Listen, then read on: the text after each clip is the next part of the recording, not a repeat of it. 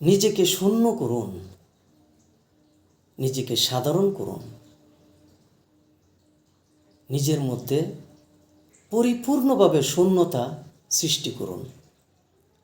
নিজের আমিত্বকে, কামনা, বাসনা, লোভ, লালসা, অহমিকা ত্যাগ করে নিজের মাঝে শূন্যতার সৃষ্টি করুন। শূন্যতাই পূর্ণতা।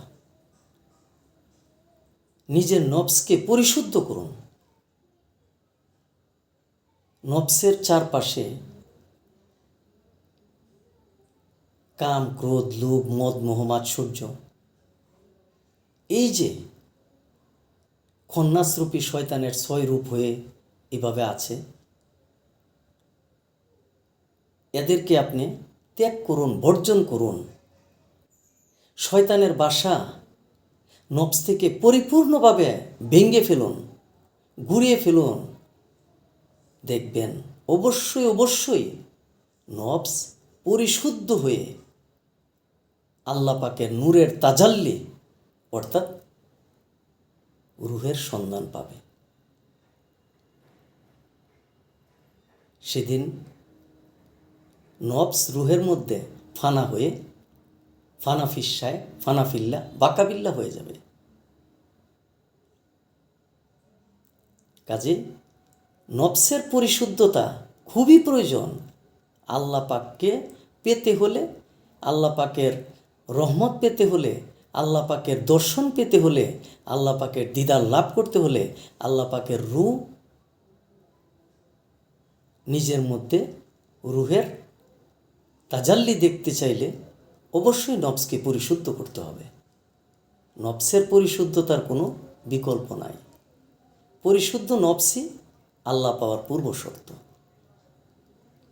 পরিশুদ্ধ নফস না হলে সেখানে আল্লাহ পাক অবশ্যই অবশ্যই বিরাজ করবে না, আসবে না। পুত পবিত্র করতে হবে। কাজেই সমস্ত ইবাদতের মূল লক্ষ্য থাকা উচিত কিভাবে নফসকে পরিশুদ্ধ করা যায়, কিভাবে নফসকে খাঁটি করা যায়। আমি যতই ইবাদত করি, যতই বন্দিগি করি, আমার ভিতরের নফস পরিশুদ্ধ না। আমার নফস আমাকে কামনায় ভাসিয়ে দেয়, আমার নফস আমাকে লোভে ভাসিয়ে দেয়, আমার নফস আমাকে চোখের পাপ করায়, মুখের পাপ করায়, কানের পাপ করায়, হাতের পাপ করায়, পায়ের পাপ করায়।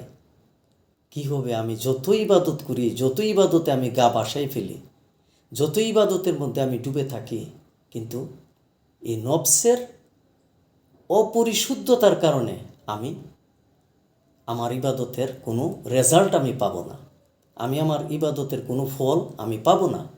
নফসের অপরিশুদ্ধতার কারণে আমি বারবার নিচে নেমে যাব, ঠকে যাব, আল্লাহ পাকের কাছে আমি হেরে যাব।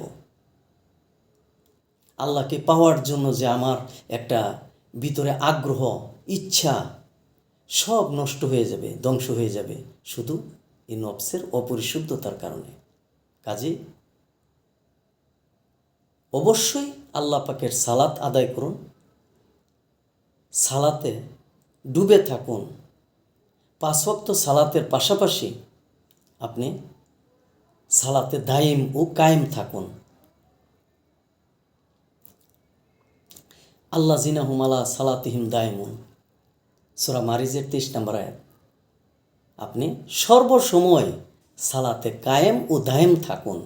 আল্লাহ পাকের সাথে লিঙ্ক রাখুন, সম্পর্ক রাখুন, আল্লাহ পাকের সাথে নিজেকে যুক্ত রাখুন। কিন্তু এটা কিভাবে? ৫ ওয়াক্ত নামাজের পরে আমি যদি দুনিয়াবি কাজে কর্মে ডুবে থাকি, দুনিয়াবি কাজের মধ্যে ডুবে থেকে বিভিন্ন লোভের কাজ, পাপের কাজ, হিংসার কাজ, প্রতিহিংসার কাজ, এইসবের মধ্যে ডুবে থাকি, আমিত্বর মধ্যে ডুবে থাকি, তাইলে তো আমি আল্লাহ পাকের সাথে আমার নিজেকে ৫ ওয়াক্ত নামাজের পরে আমার নিজেকে আমি লীন রাখতে পারবো না, সালাতে কায়েম থাকতে পারবো না, দায়েম থাকতে পারবো না, অটুট থাকতে পারবো না। তাহলে আমাকে সালাতে কায়েম দায়েম থাকতে হলে আমাকে কি করতে হবে? ৫ ওয়াক্ত নামাজের পরেও আমাকে আল্লাহর জিকির, আল্লাহর স্মরণ, ফাজকুরুনি আজকুরুকুম ওয়াশকুরুলি ওয়ালা তাকফুরুন, তুমি যদি আমাকে স্মরণ করো আমিও তোমাকে স্মরণ করি। কাজী আল্লাহর স্মরণই তো নামাজ। নামাজের পরেও যে সালাত, নামাজের পরেও যে সালাত, সালাত মানেই তো স্মরণ। কার স্মরণ? আল্লাহর স্মরণ। সালাত মানেই তো আল্লাহকে স্মরণ করা, আল্লাহর সাথে লীন থাকা, যুক্ত থাকা। তো কাজেই 5 ওয়াক্ত নামাজে আপনি আল্লাহকে স্মরণ করছেন, আল্লাহর সাথে লীন হচ্ছেন, ডাকছেন। এরপরেও যে সময়টা থাকে সেই সময়ও আপনি অবশ্যই অবশ্যই আল্লাহ পাকের সাথে লীন থাকতে হবে, লেগে থাকতে হবে, যুক্ত থাকতে হবে। কিভাবে? সালাতের মাধ্যমে। এই জন্যেই সালাত শুধুমাত্র রুকু সেজদা এগুলো না। সালাত 5 ওয়াক্ত নামাজের পরেও আপনি যে সালাত আদায় করবেন সেটা হলো আল্লাহর স্মরণ, আল্লাহকে সবসময় কলবে রাখা, আল্লাহকে সবসময় স্মরণে রাখা, আল্লাহকে সবসময় ভালোবাসা, আল্লাহর প্রতিটা কাজের মধ্যে, আপনার প্রতিটা কাজের মধ্যেই আল্লাহকে স্মরণ করা, আল্লাহকে ভয় করা, সেটাও সালাত। সালাত শব্দের অর্থই স্মরণ। সালাত শব্দের অর্থই হলো আল্লাহর সাথে সংযোগ স্থাপন করা, আল্লাহকে স্মরণ করা, আল্লাহর সাথে লীন হয়ে থাকা, আল্লাহর একাত্মবাদের মধ্যে পড়ে থাকা। কাজেই আপনি 5 ওয়াক্ত নামাজের পরেও যে সময়টা থাকবে, এই সময়ের মধ্যেও আপনি যত কিছুই করেন আপনি সালাতে অটুট থাকেন, কায়েম থাকেন, দায়েম থাকেন, আপনার নিজেকে সালাতের মধ্যেই রাখেন। আপনি যে কাজই করেন সেই কাজের মধ্যেই অবশ্যই আল্লাহকে স্মরণে রাখেন, আল্লাহকে ভয় করেন, আল্লাহকে ডাকেন, আল্লাহর জিকির করেন। কাজেই আল্লাযিনা হুম আলা সালাতিহিম দাইমুন। তখনই তোমরা সব সময় সালাতের মধ্যে কায়েম থাকো, দায়েম থাকো, অটুট থাকো। আর যারা সালাতে কায়েম থাকে, দায়েম থাকে, অটুট থাকে, সবসময় সালাতে নিমজ্জিত থাকে, মজে থাকে, তারাই প্রকৃত মুসল্লি, তারাই প্রকৃত মুসল্লি। সূরা মারিজের 23 নম্বর আয়াত। কাজে আমাদেরকে সর্বসময় আল্লাহর জিকির, আল্লাহর স্মরণে, আল্লাহর সালাতের মধ্যে ডুবে থাকতে হবে। 5 ওয়াক্ত নামাজের বাকি সময়ও আমাদেরকে অবশ্যই স্মরণে রাখতে হবে আল্লাহকে। অবশ্যই আমাদের আল্লাহর সাথে একাতিত্ব হয়ে, আল্লাহর সাথে লীন হয়ে থাকতে হবে, আল্লাহর সালাতের মধ্যে ডুবে থাকতে হবে।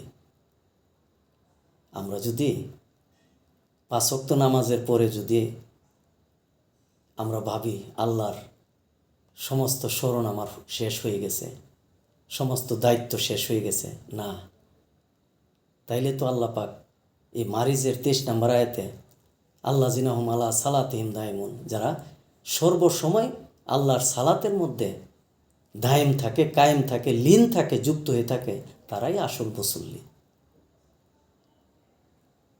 কাজেই আমাদেরকে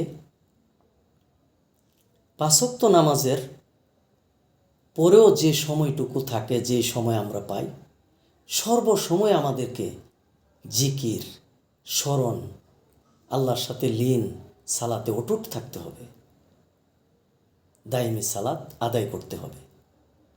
আল্লাহ সবাইকে আল্লাহর আইন পালন করার, মান্য করার, দাইমি সালাত করার, সালাতে অটুট থাকার সুযোগ করে দিন, নসিব দান করুক। আমিন।